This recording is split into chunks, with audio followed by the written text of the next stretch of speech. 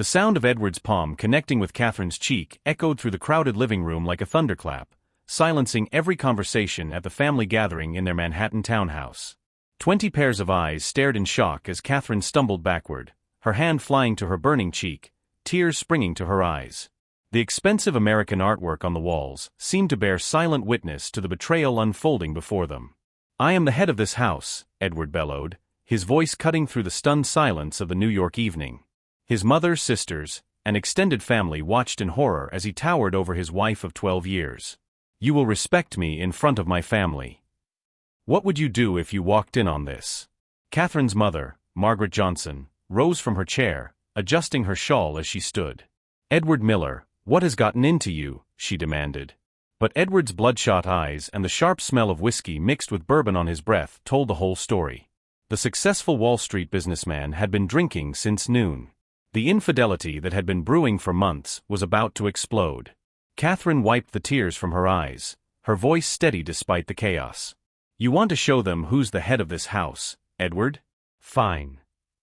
She walked to the mahogany center table and picked up her iPhone, her fingers trembling as she scrolled through her photos. The room held its breath as she found what she was looking for: screenshots, photos, bank transfers, evidence of Edward's cheating with not one but 3 different women. "Maybe your family should know who you really are," Catherine said, her voice growing stronger. "Maybe they should know about Rachel Scott from your office. Or Monica Adams at the bank. Or better yet," she paused, her thumb hovering over a particularly damning video, "maybe they should know about the luxury condo you've been renting in Miami for your side pieces." Edward's face drained of color. "Catherine, don't you dare." "Or maybe," she continued, her voice now ice-cold, "they should know about the $5 million you've been stealing from our joint business account to fund your affairs." The emotional manipulation Edward had used for years was crumbling. His mother, Helen Miller, gasped, clutching her chest. His sisters exchanged horrified glances. The power play he thought he was making by slapping his wife had backfired spectacularly. Catherine held up her phone, the screen glowing with evidence of months of betrayal. "Still think you're the head of this house?" What Edward didn't know was that Catherine's revenge had only just begun, and the next 10 minutes would change everything forever. The silence in the Manhattan mansion was deafening. Helen Miller slowly lowered herself back into her chair, her eyes fixed on her son with a mixture of disappointment and rage that could freeze even the winter air outside. $5 million, she whispered, her voice barely audible. "Our family money." Catherine's hands stopped shaking as she watched the weight of her revelations sink in. For 12 years, she had endured Edward's emotional manipulation, his late nights, his lies about business trips that were actually romantic getaways with other women. The conflicts they'd had over their twin daughters, Sophie and Emily, now made perfect sense. He'd been too busy playing house with his mistresses to be present for his real family. Edward's eldest sister, Victoria Miller, stood up abruptly. "Show us the proof, Catherine. If you're going to destroy our brother's name, show us everything." The American family drama was about to reach its peak. Catherine connected her phone to the smart TV mounted on the wall, her movements deliberate and calm. The first image that appeared was a screenshot of a text conversation between Edward and someone saved as "My Sugar 2 Hearts. Hearts. I can't wait to see you in Dubai, baby. The penthouse suite is booked for a week." Face blowing a kiss. The timestamp showed it was from 2 months ago, the same week Edward had told Catherine he was in Washington, D.C. for a business conference. Gasps filled the room as more messages appeared on the screen. Photos of expensive gifts, receipts from high-end Manhattan restaurants, luxury hotel bookings. The public disgrace Edward was facing was nothing compared to what was coming next. "This one's from Monica Adams at First National Bank," Catherine said, scrolling to another transfer. $300,000, with a memo for my beautiful queen. She paused, letting the weight of her words sink in. "That was our daughter's college fund." Edward lunged for the TV remote, but his younger brother Daniel blocked his path. "Let her finish, Edward. We need to hear this." The room sat in stunned silence as more evidence appeared. Videos of Edward in compromising positions. Audio recordings of him mocking Catherine to his mistresses, calling her boring and too traditional, while praising his side pieces for being modern and fun. But the most devastating evidence was yet to come. Catherine's finger hovered over a folder labeled "Business Fraud." "You thought I didn't know about the fake contracts?" she asked, her voice calm and deadly. The ones you've been using to siphon money out of our construction company? The tax evasion? The bribery? Edward's face went ashen. The cheating was one thing, but financial crimes were another. In America, the FBI didn't play games. "Catherine, we can work this out," he stammered, his earlier bravado completely gone. "Work it out." Catherine's laugh was bitter. "Like we worked out your affair with Rachel Scott when I caught you the first time? Or the second condo in Miami when I found the lease? Or how about when you gave me an STD and told me I was imagining things?" The room erupted in horrified murmurs. Helen Miller began sobbing, her hands covering her face. The betrayal in marriage was deeper than anyone had imagined. Catherine clicked on one final folder. Edward's knees nearly buckled as legal documents filled the screen: divorce papers, custody agreements, and a lawsuit for embezzlement and fraud. "I've already filed everything with my lawyer," she announced. "The FBI will be here in the morning." But before anyone could respond, Catherine's phone buzzed. A message from an unknown number lit up her screen. "Stop now or your daughters pay the price." Her blood ran cold. Through the floor-to-ceiling windows, she watched Edward pacing on the balcony, his phone pressed to his ear, his gestures frantic. The glittering New York skyline stretched behind him, but Catherine's eyes caught one chilling detail from the earlier video evidence: the warehouse sign. Anderson Motors. A car dealership on the edge of Newark. "Who is he calling?" Helen asked, following Catherine's gaze.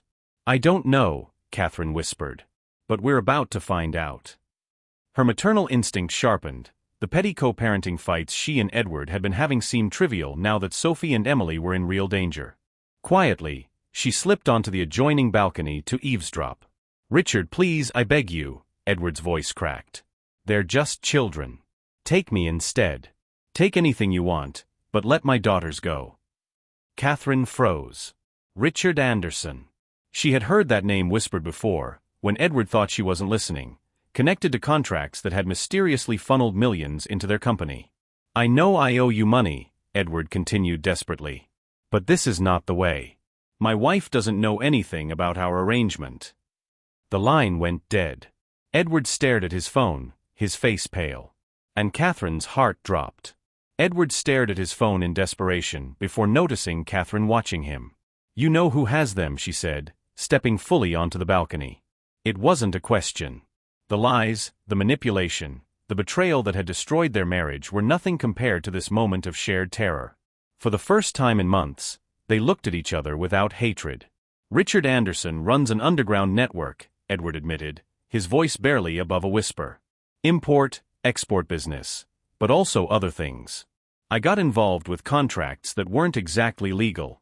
When your evidence surfaces, it won't just hurt me, it'll expose people who don't want to be exposed." The marriage drama had revealed a truth darker than infidelity. Catherine realized her husband hadn't just been unfaithful, he was entangled with dangerous criminals. "How much do you owe him?" she asked. $8 million. The number hit her like a physical blow. No wonder their business accounts had been drained. The affairs were just a symptom of a much larger disease. "And if I don't delete the evidence," Edward said, his voice breaking, "he won't just kill the girls. Catherine, he'll come after you, after our families, after everyone. These people don't make empty threats." Inside the townhouse, Catherine's phone was ringing. Margaret Johnson answered, her face pale. "Catherine, come quickly," her mother called out urgently. They rushed back inside to find Margaret clutching the phone, her hands trembling. "It's the girls," she whispered. Catherine grabbed the phone. "Sophie? Emily? Are you okay?" "Mommy," it was Emily's voice, scared but trying to be brave. "There are men here. They said we can't come home unless you do something. They showed us pictures of you and Daddy. They know where Grandma lives." And then the line went dead. The public disgrace Catherine had planned for Edward was about to cost them everything. But as she looked at her husband, the cheating man who had put their family in mortal danger, she realized she had one card left to play. "I have a plan," she said, her voice steady despite her racing heart. "But you're not going to like it." The revenge story was about to take a turn that would change all their lives forever.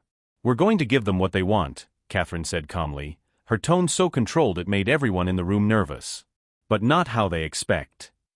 Edward stared at his wife, confusion mixing with desperation on his face. The man who had dominated her for years was now completely at her mercy. "You're going to delete everything?" he asked hopefully. "No," Catherine replied, pulling out her laptop. "I'm going to upload everything to the internet right now. All of it." The room erupted in shocked voices. Helen Miller clutched her chest. "Catherine, they'll kill the girls." "Not if the information is already public," Catherine shot back, her fingers flying across the keyboard. "Richard Anderson's power comes from operating in the shadows. If his network is exposed to the whole country, he becomes powerless. The FBI, the media, social media, everyone will know his name and his crimes." The betrayal that had started this nightmare was about to become secondary to exposing an entire criminal empire. Edward grabbed her wrist. "You don't understand how these people work," he pleaded. "They'll make an example of our family." "They'll what?" "Kill us all in broad daylight after I've posted evidence of their crimes online." Catherine shook him off. "Their best option becomes letting us live and disappearing." She was already uploading files to multiple platforms: social media, news websites, anti-corruption forums. The evidence of Edward's infidelity was now mixed with bank records showing a vast network of money laundering and fraud involving some of the most powerful businessmen in New York. "Besides," she added grimly, "I've already sent copies to my friend David Lawson at CNN and my cousin Anna Williams at the New York Times. If anything happens to us, they have instructions to publish everything." The marriage drama had evolved into a high-stakes game of chess with criminals. But Catherine had been planning this longer than anyone realized. "You think I didn't know about your dangerous friends," she said, her fingers still flying over the keyboard. "You think I've been sitting quietly for 12 years without learning anything about your business? I'm a lawyer, Edward. I've been building a case for months." Her phone rang. An unknown number. She answered. "Mrs. Miller." The distorted voice sounded less confident than before. "We see what you're doing. Stop immediately." "No," Catherine said flatly. "Bring me my daughters, or watch your entire organization get destroyed on live television. I've got reporters on standby."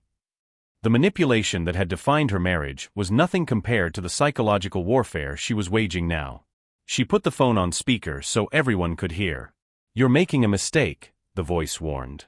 "The mistake," Catherine shot back, "was thinking I was just another submissive American wife. I've spent years documenting every illegal transaction, every fake contract, every bribe. Your boss's real name is Richard Anderson. He lives in a $10 million mansion in the Hamptons. His kids go to Dalton. Should I continue?" The silence on the other end said everything. 30 minutes, the voice finally said. "Anderson Motors. Come alone." 1 hour, Catherine countered. "And I'm bringing company." She hung up and turned to the stunned family. "Helen, call your contact at the NYPD. Victoria, get your husband. He works with the FBI, doesn't he? Mama, reach out to that journalist friend of yours." As they scrambled, Catherine's laptop screen flickered. Someone was trying to hack her system remotely, attempting to erase the evidence before it could spread further. "They're trying to stop the uploads," she announced grimly. And then, the sound of car engines outside. Doors slamming. Catherine's heart pounded as she peered through the blinds. 3 black SUVs had surrounded the gate. Men in dark clothing were getting out. "They came faster than expected," Edward whispered, his face pale. But Catherine noticed something the others missed. "These aren't thugs," she said, her voice steadier now. "Look at the way they move. Suits. Coordinated. That's law enforcement." Her phone buzzed again. Another unknown number. This time the voice wasn't distorted. "Mrs. Miller, this is Agent Michael Harris, FBI. We've been monitoring the uploads you've been making tonight. We need you to stop immediately." The betrayal that had started everything had triggered a federal investigation. But Catherine wasn't about to back down. "Not until I have my daughters back," she said firmly. "Ma'am," Agent Harris said, "we've been tracking Richard Anderson's network for 2 years. Your evidence is exactly what we needed. But if you make it public now, you'll compromise an active operation. We already have teams moving to secure your daughters as we speak." Through the window, Catherine could see Harris approaching the front door, his badge glinting under the streetlight. "How do I know you're telling the truth?" she asked. "Because we've been watching your husband's activities for months. We know about the fake contracts, the money laundering, the offshore accounts. And we know Anderson has been using your construction company to funnel money from federal contracts." Edward's face crumbled as the full scope of his involvement came crashing down. The cheating spouse, who thought he was just having affairs and skimming money, had actually been a key player in a massive corruption scheme. Agent Michael Harris entered the townhouse, flanked by 2 other agents. He was tall, imposing, but his kind eyes made everyone feel a little safer.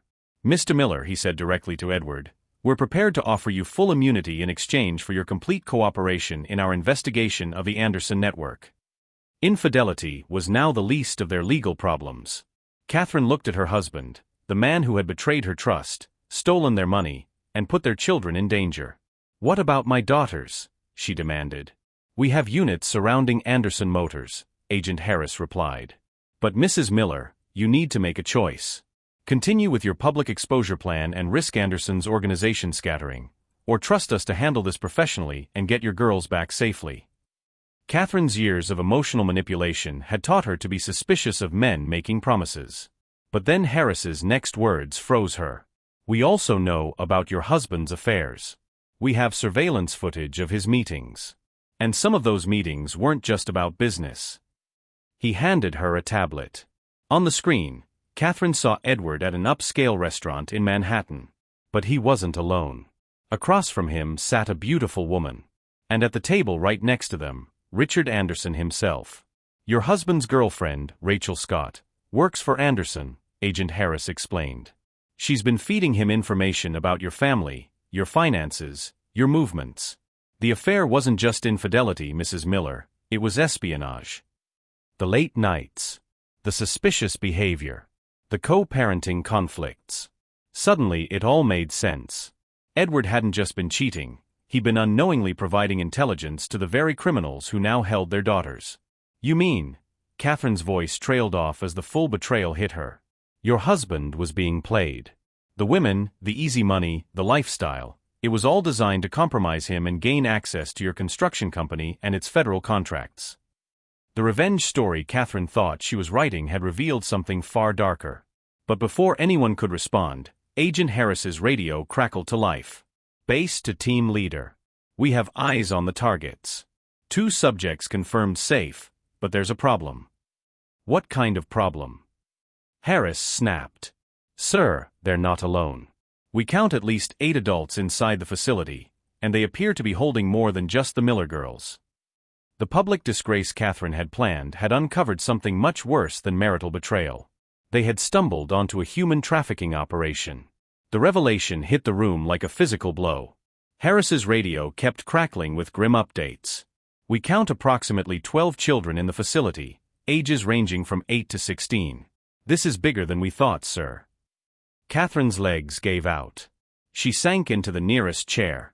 The betrayal that had started with Edward slapping her had unveiled something monstrous. Their daughters weren't just kidnapped, they were trapped with other children who might have been missing for months. "How long has this been going on?"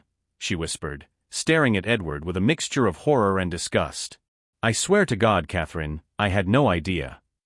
Edward's voice cracked. "I thought it was just money laundering, fake contracts. I never knew it was about children." Agent Harris coordinated with multiple units through his radio, his calm professionalism straining under the urgency. "Team Alpha, maintain visual surveillance. Team Bravo, secure perimeter. Nobody moves until we have a full tactical plan." The family drama that began with a slap had transformed into a federal operation against a trafficking ring. The family drama had become a federal rescue operation. But Catherine's legal mind was racing with darker implications. "The affairs," she said suddenly, turning to Agent Harris. "Rachel Scott and the others, they weren't just gathering financial information, were they?" The agent's grim expression confirmed her fears. "We believe they were identifying potential targets. Families with resources. Children who wouldn't be immediately missed because of domestic issues." Catherine's stomach turned. The infidelity hadn't just been betrayal, it had been a recruitment strategy. Every fight she and Edward had, Every time he stormed out to be with a mistress, every disruption to their family routine had been fed straight back to the trafficking network. They knew about our daughter's schedules because Edward told Rachel everything, Catherine whispered, the pieces snapping into place. Dance classes. School pickups. The nights I worked late. The emotional manipulation went deeper than she had ever imagined. Edward hadn't just been unfaithful. He'd been an unwitting accomplice in targeting his own children. Helen Miller began to cry softly, rocking in her chair. Those poor babies. All those poor children. Agent Harris's radio buzzed again. Sir, we have movement inside the facility. It looks like they're preparing to transport the subjects. How long until tactical units arrive? Harris asked. 15 minutes, sir. They'll be gone by then, Catherine cut in, standing abruptly. Her voice was sharp, determined. I know these people now. The moment they feel threatened, they'll scatter. She turned to Harris, her eyes blazing. What if we give them what they think they want? They took Sophie and Emily to force me to delete the evidence. What if I show up, pretend to cooperate, and give your teams the opportunity to get close? Her earlier fights with Edward seemed meaningless compared to the dozens of children trapped in that warehouse. Too dangerous, Harris said, shaking his head. These people have already proven they'll harm children. If they feel cornered, they'll do worse. Catherine's voice broke, but her resolve held. How many other families are going through what we're going through? How many other children have disappeared because their parents were too afraid to fight back? Her phone rang again. This time, the caller ID made her blood run cold. Richard Anderson himself. No longer hiding behind distorted voices. Mrs. Miller, his voice was calm, deliberate. You've made this very complicated for everyone. Where are my daughters? Catherine demanded. Safe for now. But this cannot continue. You will come to Anderson Motors. Alone. Bring every device, every piece of evidence. You'll watch me delete it all before you see your children again. The public exposure Catherine had threatened was exactly what Anderson feared most. But now she had to make a choice no mother should ever face. I'll be there in 20 minutes, she said. As she hung up, Agent Harris was already coordinating with his teams. Mrs. Miller, he said firmly, if you're determined to do this, you're not going alone. The revenge Catherine thought she was executing had become a rescue mission, one that would determine the fate of far more than just the Miller family. 20 minutes later, Catherine sat in the passenger seat of an unmarked FBI vehicle heading toward the industrial district outside Newark. Agent Harris drove, while Catherine wore a nearly invisible wire and tracking device. Her phone showed her earlier uploads were still spreading across social media, but she had paused the process as promised to buy them time. Remember, Mrs. Miller, Harris said as they approached Anderson Motors, your job is to get them talking. Keep them distracted. Don't try to be a hero. The betrayal that had started this nightmare felt like a lifetime ago. Now the only thing that mattered was bringing home Sophie, Emily, and the other children trapped in that warehouse. Through her earpiece, Catherine could hear tactical teams positioning themselves around the building. The family drama had transformed into a full-scale federal operation. The operation had become something much more significant, a chance to save lives and expose a criminal network that had been operating under America's nose for years. I can see the building, Catherine whispered as they pulled into the empty lot. Anderson Motors looked abandoned from the outside, but light spilled from the rear warehouse section. Her phone buzzed with a text. Come to the back entrance alone. Any sign of police, and the children disappear forever. They're watching, Agent Harris muttered, his eyes scanning the upper windows of the surrounding buildings. This is a well-organized operation. Catherine stepped out of the car, her heart hammering but her resolve steady. The betrayal and infidelity that had brought her here seemed meaningless compared to what she was about to face. As she approached the warehouse, she heard children's voices inside, scared whispers, muffled crying. Her maternal instincts surged. Whatever happened to her marriage, whatever revenge she had once planned against her unfaithful husband, none of it mattered if she couldn't protect these innocent lives. The metal door opened before she could knock. A tall, well-dressed man in his 50s emerged, Richard Anderson in person. He looked nothing like the criminal mastermind she'd imagined. In his tailored suit and gold cufflinks, he resembled any successful New York businessman. Mrs. Miller, he said coolly, you've caused me considerable trouble tonight. Where are the children? Catherine demanded, her voice trembling but steady. Safe, as promised. But first, we need to resolve your publicity problem. He led her inside, and the sight nearly made her collapse. 24 children sat on thin mattresses, their ages ranging from toddlers to teenagers. Some looked like they had been there for weeks. At the far end, she spotted Sophie and Emily huddled together, their school uniforms dirty, but their eyes lit up when they saw her. Mommy. Emily started to rise, but one of Anderson's men shoved her back down with a gesture. The emotional manipulation Catherine had endured in her marriage was nothing compared to this calculated cruelty. But she forced herself to stay focused. Show me your evidence, Anderson said, nodding toward her phone and laptop bag. All of it. Catherine began pulling out her devices, speaking loudly enough for the wire to pick up every word. I have bank records showing money laundering through construction contracts. Fake government bids worth over $500 million. And documentation of your trafficking operation. Anderson's eyes narrowed. But he was too confident, too arrogant to realize she was building an airtight case in real time. These children, she pressed. How long have they been missing? How many families are searching for them? That's not your concern, Anderson replied flatly. But one of his men leaned in and whispered something urgently in his ear. Through her earpiece, Agent Harris's voice crackled faintly, 2 minutes out. Then Anderson smiled, a cold, chilling smile that froze Catherine's blood. Mrs. Miller, did you really think we didn't know about your federal friends outside? Did you think we hadn't planned for this? He pulled out his phone and turned the screen toward her. A live video feed appeared. On it, Catherine saw Agent Harris's vehicle surrounded by armed men. His tactical team pinned down behind their SUVs, outnumbered. Your rescue attempt, Anderson said calmly, has just become a negotiation for more lives. The betrayal that had started this nightmare was now a secondary concern. This wasn't just about her marriage, it was about survival. Catherine looked around the warehouse, her eyes sweeping over the terrified children. How many people are you willing to sacrifice for your revenge? Anderson asked softly, as if he were discussing the weather. The frightened faces of dozens of children, including her own daughters, made Catherine realize that her quest for justice had placed even more innocent lives at risk. What do you want? She asked, her voice barely steady. Simple, Richard Anderson replied coldly.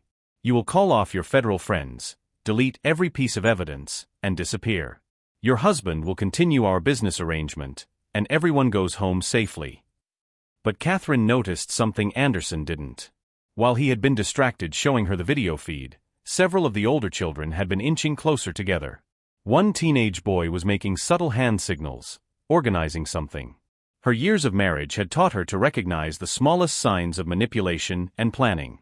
These children weren't as helpless as they appeared. And if I refuse, she pressed, stalling for time. Then tonight becomes very tragic for many families, Anderson said.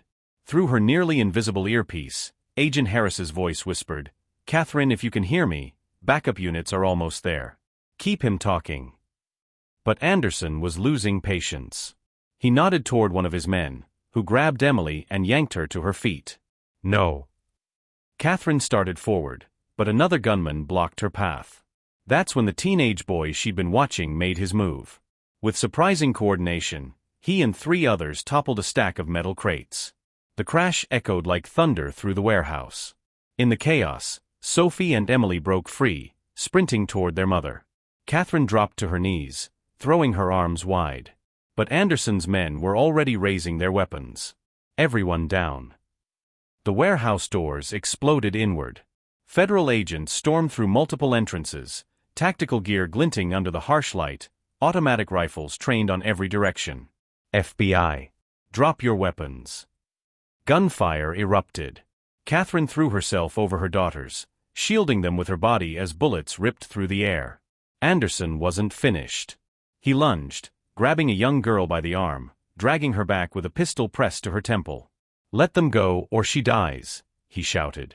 The emotional scars of Catherine's marriage were nothing compared to the terror of watching a child held hostage at gunpoint. But the teenage boy who had started the distraction wasn't done fighting. His voice rang out over the chaos. My name is Ethan Sullivan. I've been missing from Washington, D.C. For 8 months.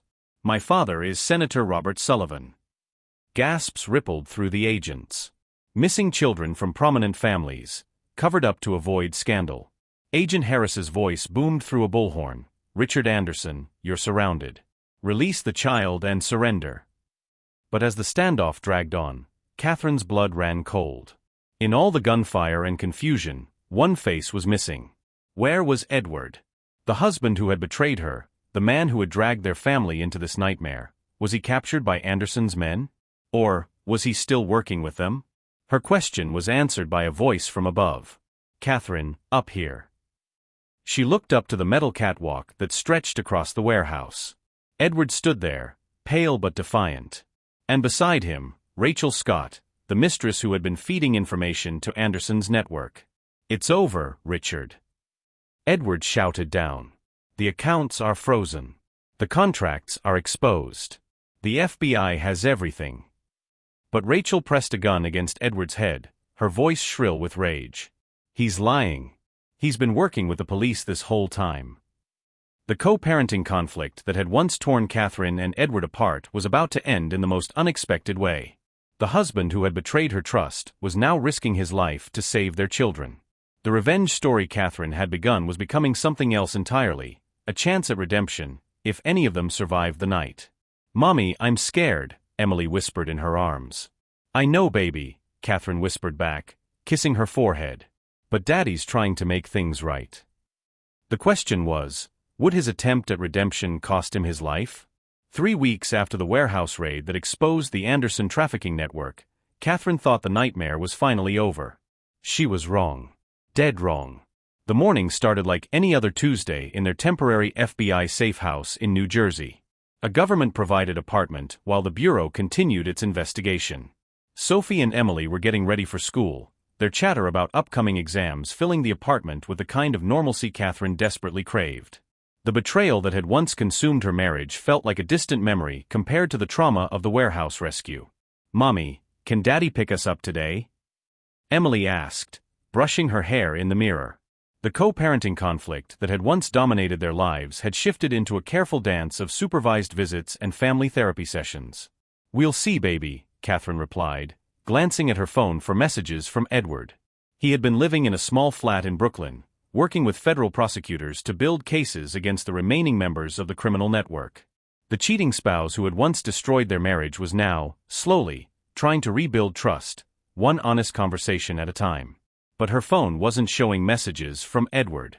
Instead, she saw 17 missed calls from Agent Harris, all within the last 30 minutes. Her blood ran cold. Girls, go brush your teeth again, she said, forcing her voice to stay calm. Years of emotional manipulation had taught her to hide fear. But this wasn't marital fear. This was the kind of terror that made her hands tremble and her vision blur. She called Agent Harris back immediately. Mrs. Miller, where are you right now? His voice was tense, urgent. At the safe house, with the girls. What's wrong? You need to pack immediately and move to a secondary location. There's been a development. Through the window, Catherine could see their government-assigned security detail talking rapidly into radios, their body language sharp and anxious. Imminent danger. What kind of development? She pressed, though her heart already knew. Richard Anderson was found dead in his holding cell this morning. Officially ruled a suicide, but we suspect it was a hit, to silence him before he could testify. More importantly, Harris's voice dropped lower. We intercepted communications suggesting there's a contract out on your family. The infidelity that had once dominated her life now seemed irrelevant compared to the price her family was paying for doing the right thing. Catherine's eyes shifted to the bathroom doorway, where Sophie and Emily were laughing, brushing their teeth. Their innocence was a cruel contrast to the violence closing in on them. How much time do we have? She asked, already mentally packing their essentials. The transport vehicle is already downstairs. 5 minutes, maximum. But just as Catherine moved toward the girls' room, she froze. The apartment's front door was opening, and it wasn't the sound of a key turning in the lock. It was the deliberate click of someone picking it. The public disgrace she had once planned for Edward had morphed into something much darker. Now it was a fight for survival. She rushed to the bathroom, grabbing the girls, pressing a finger to her lips. Mommy, what's wrong? Sophie whispered, eyes wide. Before Catherine could answer, she heard them. Footsteps. Multiple sets. Moving with military precision through the living room. Their temporary safe house had turned into a trap. The phone was still connected to Agent Harris. "They're here," Catherine whispered. "Inside the apartment. Get to the panic room now." "Don't hang up," Harris ordered. Every federal safe house had a reinforced panic room designed for moments exactly like this. But theirs was on the other side of the apartment, past the living room where armed intruders were already moving methodically, room by room. The revenge Catherine had begun by exposing Edward's crimes had created enemies she could never have imagined. And now she realized these weren't remnants of Anderson's network. One of the voices spoke in crisp, educated English, calm, deliberate, with the unmistakable accent of someone with international training. Not street-level thugs. Professionals. Check every room. The woman and children must not leave this building alive. This wasn't about silencing witnesses to Anderson's crimes. This was bigger. More organized. More dangerous. The betrayal that had started her journey had uncovered a network stretching far beyond U.S. borders. Catherine looked around the bedroom desperately. The window opened onto a fire escape, but they were 7 floors up. Too risky. The closet was too obvious. Under the bed would trap them. Then she remembered something from Agent Harris's security briefing. Every room had emergency communication devices hidden in unexpected places. Her fingers searched along the baseboards until she found it. A small recessed button. Pressing it would send an immediate distress signal to multiple law enforcement agencies. But it would also pinpoint their exact location to whoever was hunting them. "Mommy, I'm scared," Emily whispered, tears slipping down her cheeks. Catherine pulled her daughters close, her heart hammering. Years of emotional manipulation had prepared her for survival in a toxic marriage, but nothing could have prepared her for this, making life-or-death choices with her children's lives hanging in the balance. The footsteps were closer now. She could hear them checking the kitchen, the living room, moving systematically toward the bedrooms. "Mrs. Miller," Harris's voice came through the phone, urgent. "What's your status?" "They're almost here," she breathed. And then, another sound. The low chopping roar of helicopter rotors approaching fast. Multiple aircraft, coming in low over the building. But were they reinforcements, or part of the attack? The bedroom doorknob started to turn. Catherine pressed the emergency button and pulled Sophie and Emily tightly into her arms, bracing for whatever came next. The infidelity that had destroyed her trust and love felt meaningless compared to the test of courage she was about to face. The door burst open. A figure in black tactical gear stepped into the room, weapon raised. The mask came off, and Catherine's world tilted on its axis.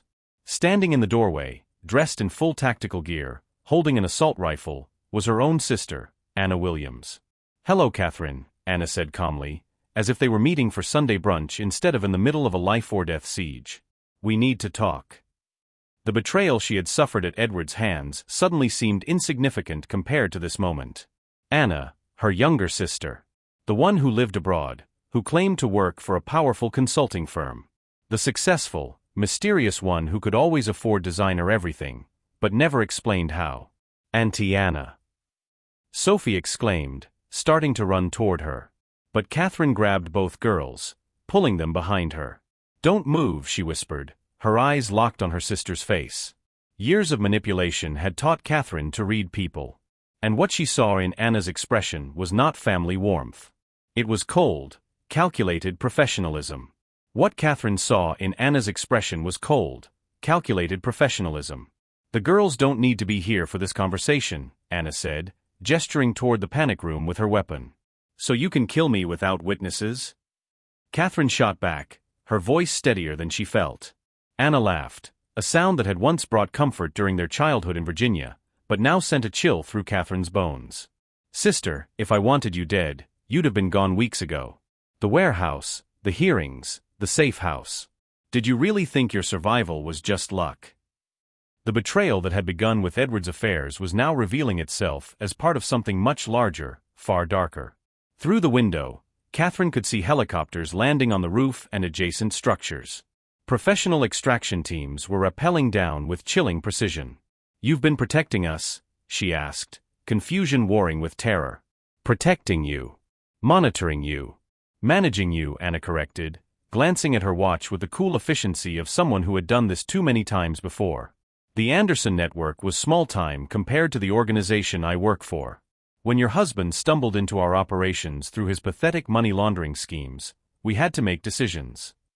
The domestic drama that had consumed Catherine's life was apparently just a subplot in something global. Sophie and Emily clung to her, sensing the adult conversation carried stakes beyond their understanding. What organization? Catherine demanded, though part of her already suspected the answer was something she didn't want to hear. International Security Consulting, Anna replied with a thin smile that didn't reach her eyes. We handle problems for governments, corporations, and individuals with enough money to pay for discretion. Human trafficking isn't our business, but when small players like Anderson interfere with our clients' interests, she shrugged, as if it were no more serious than a business inconvenience. The co-parenting battles Catherine had fought with Edward now seemed laughably small compared to learning her own sister was part of an international criminal enterprise. But why tell me this? Catherine asked. Because you have a choice to make, Anna said simply, stepping closer. Her weapon was still raised, but not aimed directly at Catherine. Your evidence against Edward accidentally exposed some of our financial networks. The FBI investigation is inching closer to clients who value their privacy above all else. From elsewhere in the apartment, Catherine could hear boots moving in precise formation. Only now did she realize, it wasn't a search for her. It was a security sweep. Anna's people were securing the perimeter. What kind of choice? Catherine asked, though dread coiled in her chest. Join us, Anna said. You're a brilliant lawyer. You've proven you can handle pressure, and you clearly don't shy away from moral flexibility when it comes to protecting your family. We could use someone with your skills. The public disgrace Catherine had once planned for her cheating husband had led her here, to being recruited into an international criminal network run by her own sister. And if I refuse? Catherine asked.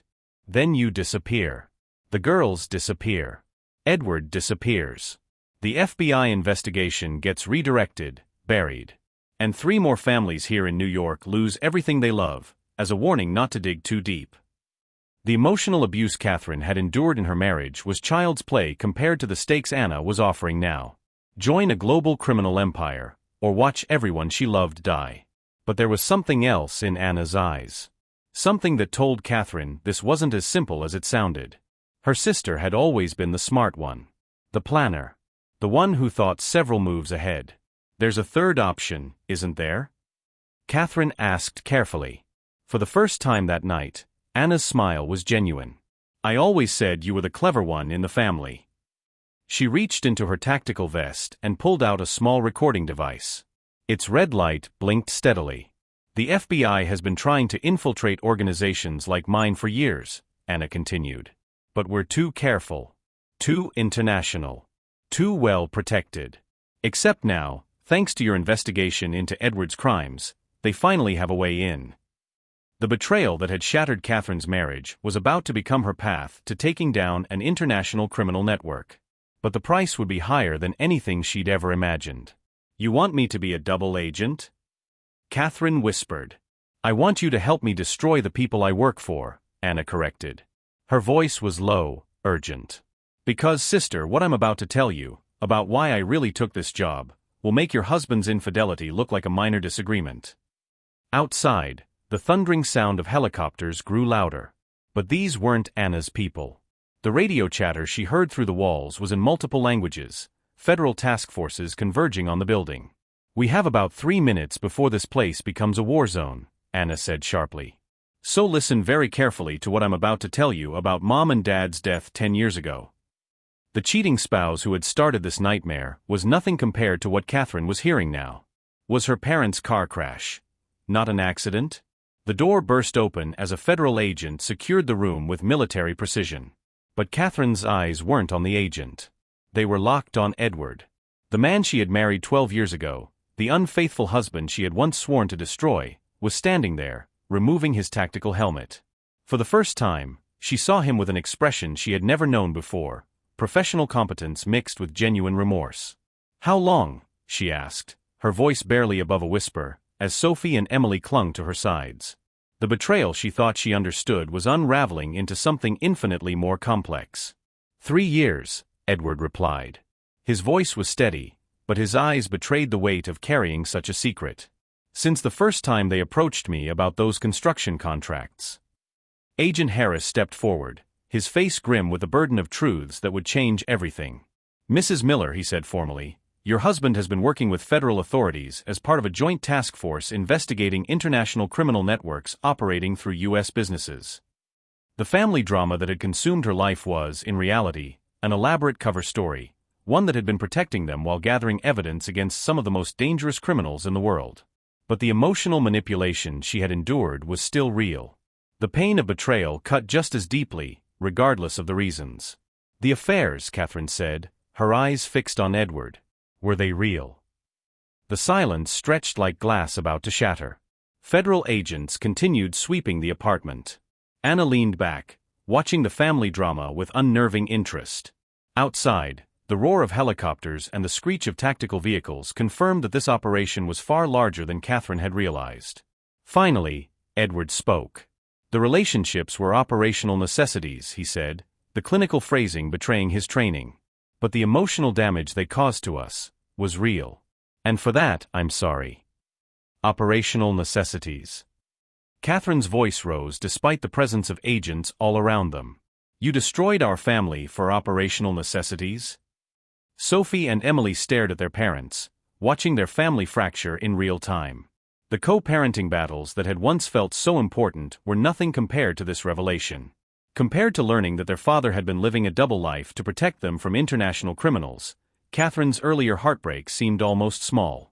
Anna interjected from her position on the floor, her hands still raised but her voice calm. Your husband's cover story needed to be believable. Men who embezzle money from construction contracts and get mixed up with dangerous people usually have complicated personal lives. His affairs made him credible to the criminals we were investigating. The infidelity that had shattered Catherine's trust was beginning to reveal itself as part of a calculated strategy. But that didn't make the pain any less real. And what was my role in this operation? Catherine demanded, her gaze shifting between Edward and Anna. Was I just the unsuspecting wife providing domestic credibility? Initially, yes, Agent Harris admitted, his tone edged with uncomfortable honesty. But when you started gathering evidence and building legal cases on your own, you became an unexpected asset. Your legal skills, your instincts, and your very real reactions provided a cover story we could never have manufactured.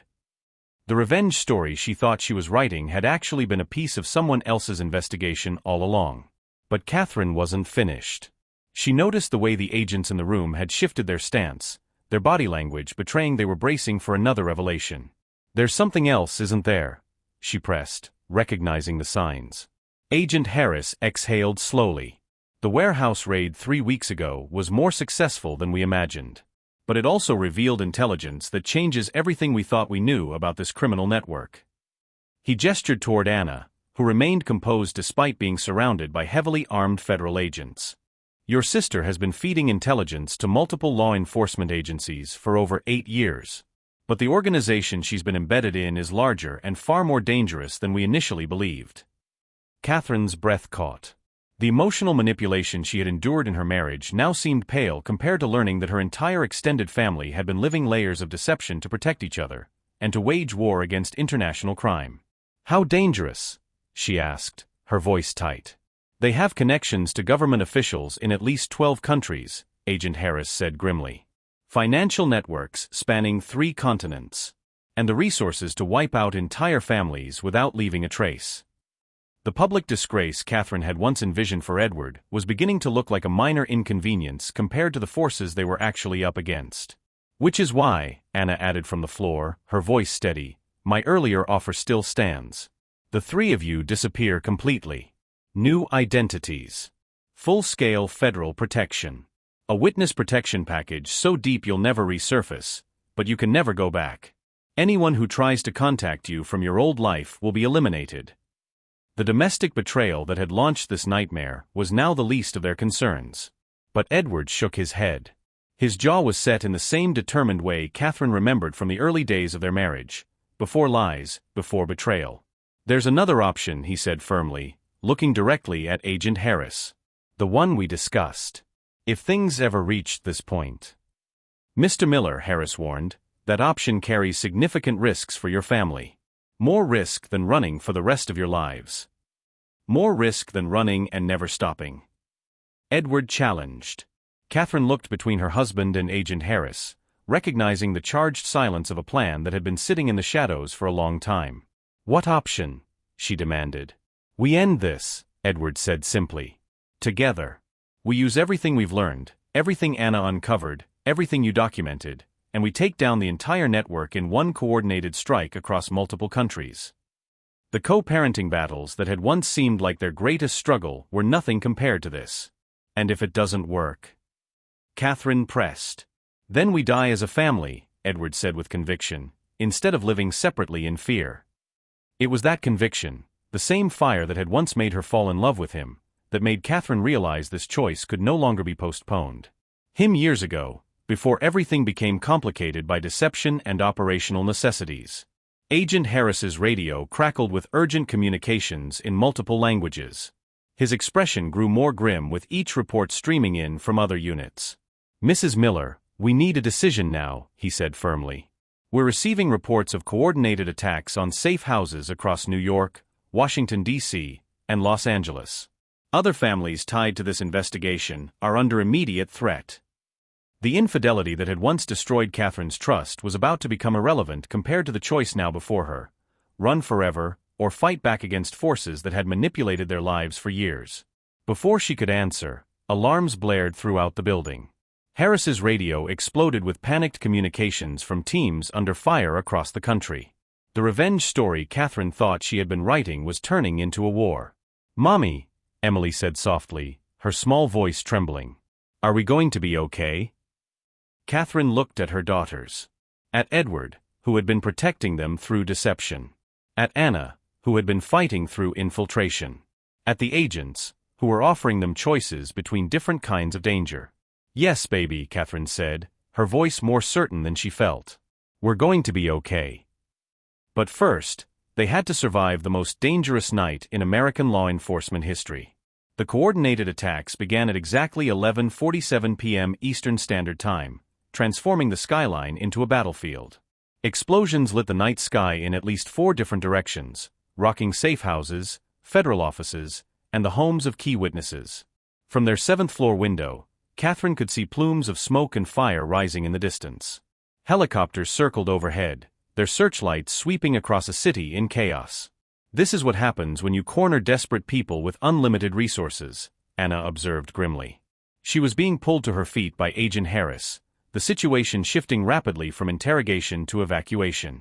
The betrayal that had once consumed Catherine's marriage now seemed insignificant compared to watching New York burn as international criminals launched a coordinated strike to silence everyone who threatened them. The emotional abuse she had endured was nothing compared to the systematic violence being unleashed on anyone tied to the investigation. "Status report from all units," Harris barked into his radio, his voice steady but taut with urgency. The responses painted a picture of coordinated chaos too vast for any local gang to execute. Unit 7 is under heavy fire at the Brooklyn safe house. Unit 12 reports explosions at the FBI field office in Washington. Unit 15 has gone dark, no contact. The infidelity that had consumed Catherine's thoughts for months was irrelevant now. They weren't fighting betrayal. They were fighting a war machine with military-level coordination and resources. Through the window, Catherine saw news helicopters hovering over the chaos. On her phone, social media was already flooding with confused posts from civilians who had no idea they were witnessing the climax of a multi-year international investigation. "How many people are they trying to kill tonight?" she whispered to Harris, clutching Sophie and Emily as the rattle of automatic weapons echoed from somewhere inside their own building. "Anyone who knows enough to hurt their operation," Harris answered grimly. "Witnesses. Investigators. Family members. Agents. Journalists. Everyone is a target when criminals this powerful get desperate." The domestic drama Catherine thought had defined her life was revealing itself to be just one thread in a sprawling web threatening hundreds, if not thousands, of lives across America. But as Harris coordinated defenses, Edward leaned over the tactical maps with an intensity Catherine hadn't seen in years. His eyes narrowed, studying the attack patterns. The tactical displays Agent Harris's team had set up in the living room glowed with red and blue markers. Edward's eyes locked on them with a focus Catherine hadn't seen since their early marriage. "There's a pattern to the attacks," he said, tracing the map with his finger. "They're not random. They're creating evacuation routes." Evacuation routes for what? Catherine asked, though a cold dread told her she already knew. "For the leadership," Anna answered quietly. Her voice carried the weight of 8 years living inside the enemy's ranks. "The people I've been gathering evidence against. They're eliminating witnesses and burning evidence while their key figures escape the country." The co-parenting battles that had once seemed so important now felt meaningless compared to watching international criminals execute a plan that had been years in the making. But there was something in Edward's expression, something calculating, that suggested he was seeing possibilities the others weren't. "Unless we don't let them," he said, turning to Agent Harris. "You mentioned coordinated strikes across multiple countries. How fast could that be executed?" "The task force has been preparing for this possibility for 18 months, Harris replied. "But we need airtight evidence, more coordination." "You need someone inside their evacuation plan," Anna cut in. And suddenly, everyone in the room understood what she was proposing. The revenge Catherine had started by exposing her husband's betrayal was transforming into something far more significant, a chance to stop some of the world's most dangerous criminals from vanishing into the shadows forever. "You want to go with them," Catherine said slowly, her voice laced with both awe and fear. "I want to lead them directly into international custody," Anna corrected. "But only if you're willing to trust me, with a plan that puts all of us at risk." The cheating spouse who had once destroyed Catherine's trust was now nodding with the kind of determination that had first drawn her to him years ago, before deception and operations had tainted everything. "What's the plan?" Edward asked. "Simple," Anna said, checking the confiscated weapons and gear that federal agents had collected from her. "They expect me to help eliminate witnesses and then evacuate with the leadership to safe houses in London, Dubai, and Geneva. Instead, I lead them straight into coordinated international arrests, simultaneous takedowns across 3 continents." The public humiliation Catherine had once imagined for Edward was nothing compared to participating in what could become the largest international criminal takedown in U.S. history. But the sound of explosions was creeping closer to their building, and Harris's radio was a blur of urgent reports. "Mrs. Miller, we need to move now," he said. "But you must decide, evacuate into permanent witness protection, or support what your sister is proposing." The betrayal that had once shattered Catherine's world was now forcing her into a choice between safety and justice, between protecting Sophie and Emily in the short term, or helping dismantle a network that threatened countless families around the globe. "If we help you," Catherine asked Anna directly, her voice trembling but firm, "what are the chances Sophie and Emily survive this?" Anna didn't flinch. "If we succeed, they grow up in a world where these people can't touch them, or anyone else's children. If we fail," she exhaled, "they don't grow up at all." The emotional scars Edward had left seemed irrelevant compared to this choice, one that would determine whether their daughters lived free, or spent their lives running from enemies who never forgot. Outside, the New York skyline was on fire, explosions marking the night as one of the darkest in U.S. law enforcement history. But inside the safe house, a family stood at the center of decisions that could alter the future. "Mommy," Sophie whispered, her 12-year-old voice steady despite the chaos. "What should we do?" Catherine looked down at her daughter, old enough to grasp the weight of the choice, but still young enough to believe her mother could fix anything. She drew in a breath, her heart pounding like a war drum. Young enough to still believe adults could fix any problem if they were brave enough to try. "We do what's right," Catherine said, her voice carrying the same resolve that had carried her through 12 years of marriage, betrayal, and months of legal battles. She turned to Edward and Anna, her eyes blazing with determination. "We finish what we started." The infidelity that had shattered her marriage was no longer the story. This was about justice, international justice, that would only be possible if they survived the next 24 hours. "Agent Harris," Catherine said formally, her tone steady despite the pounding in her chest, "we're ready to proceed with operational support." Harris gave a sharp nod and immediately began relaying orders. His team started coordinating with international task forces, while Anna prepared to slip back into her undercover identity, ready to walk once more among the very people she had been betraying for years. And then, everything shifted. The building's lights flickered once, twice, then cut out completely, plunging them into suffocating darkness. The hum of electronics died. The tactical screens went black. For a moment, the only sound was the shallow breathing of those in the room. Then, faint at first but growing louder, came the unmistakable sound of boots pounding through the corridors below. They weren't alone. Positions. Harris barked, his men snapping their weapons up with disciplined precision. The red glow of emergency lights kicked in, bathing the safe house in a dim bloody hue that made every shadow feel alive. Catherine clutched Sophie and Emily close, her heart hammering. This was no longer about strategy. This was about survival. The revenge story she had once thought would end with exposing her husband's betrayal had become something far larger, a fight for survival that would determine not only the fate of her family, but the takedown of criminal networks spanning 3 continents. The final confrontation was here. And it had come to them.